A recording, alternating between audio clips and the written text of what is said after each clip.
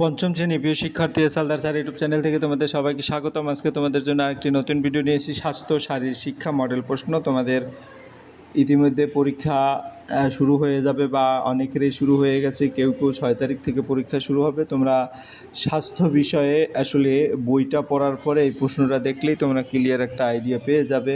10 মার্কের একটি স্কুলের প্রশ্ন, আমি বিশ্লেষণ সহ সম্পূর্ণ সমাধান দেখাবো তোমাদের এই ভিডিওতে। তাহলে তোমরা দেখতে পাচ্ছ যে আর ভিডিও শুরুতেই বলবো, তোমরা যারা এখনও আমার চ্যানেলটিকে সাবস্ক্রাইব করোনি তারা এখনই চ্যানেলটিকে সাবস্ক্রাইব করে বেল আইকনটি প্রেস করে দাও। তোমরা প্রশ্নটি দেখতে পাচ্ছ যে এখানে 1 মার্কের যে প্রশ্ন, শূন্যস্থান পূরণ করো। এখানে টোটাল 3টি প্রশ্ন আছে, 2টি আনসার করতে হবে। একটি বিনোদনদায়কের নাম বলতে বলেছে, সেটা খেলা হতে পারে, গান হতে পারে। ড্যাশ তুমি ধরবে যত সফলতা আসবে তত। ড্যাশ আমাদের জাতীয় গীত। এটা হচ্ছে 1 নম্বরের শূন্যস্থান। 2 নম্বর, এক বাক্যে উত্তর দাও যে কোনো দুটি। আমাদের জাতীয় ফলের নাম কি? একটি বিনোদনমূলক খেলার নাম লেখো এবং ফ্রি কিক কোন খেলায় ব্যবহার হয়। এরপরে 3 নম্বরে ঠিকের পাশে টিক চিহ্ন এবং ভুলের পাশে ক্রস চিহ্ন দাও। এখানে টোটাল 4টি প্রশ্ন আছে। প্রতিটি প্রশ্নের উত্তর হবে হাফ মার্ক, 0.5 করে। আমাদের জাতীয় প্রতীক অশোক চক্র, ঠিক না ভুল?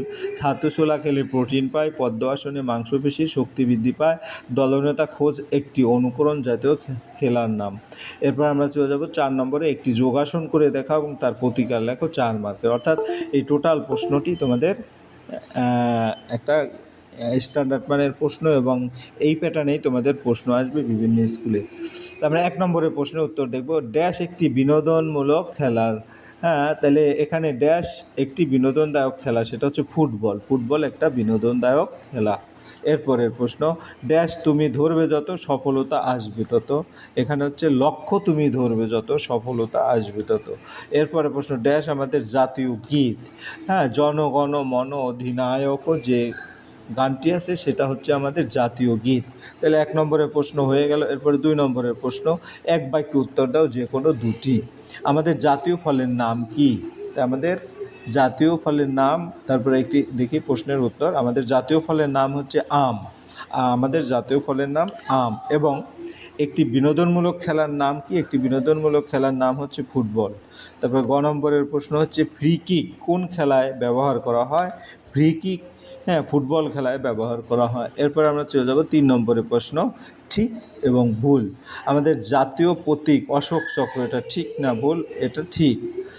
কারণ আমরা যদি ব্যাখ্যায় যাই, অশোক চক্র ভারতের জাতীয় প্রতীকের একটি গুরুত্বপূর্ণ অংশ। ছাতু ছোলা খেলে প্রোটিন পায়, এটা ঠিক না ভুল? এটা ঠিক, কারণ ছাতু ছোলা ডাল জাতীয় খাদ্য যা প্রোটিনের ভালো উৎস। এরপরে পদ্মাসনে মাংসপেশির শক্তি বৃদ্ধি পায়, এটা ঠিক না ভুল? এটাও ঠিক, কারণ পদ্মাসন একটি যোগব্যায়াম যা শরীরের পেশিকে শক্তিশালী করে এবং শরীর সুস্থ রাখে। এরপর ঘ নম্বর, দলনেতা খোঁজ একটি অনুকরণ জাতীয় খেলার নাম, এটা ঠিক না ভুল? এটাও ঠিক। অর্থাৎ এটি একটি অনুকরণধর্মী খেলা যেখানে অন্যের কাজ অনুকরণ করা হয়। এরপরের প্রশ্ন 4 নম্বর, একটি যোগাসন করে দেখাও এবং তার উপকারিতা লেখো। তাহলে যোগাসনের নাম হচ্ছে পদ্ম আসন এবং করণ পদ্ধতি। প্রথমে মাটিতে সোজা হয়ে বসতে হবে, তারপরে গিয়ে হলো তোমার 2 পা ভাঁজ করে একটি পা অপর পায়ের উরুর উপর রাখতে হবে। তারপরে 3 নম্বর, একইভাবে অন্য পাটি ও উল্টো উরোর উপর রাখতে হবে পাটি।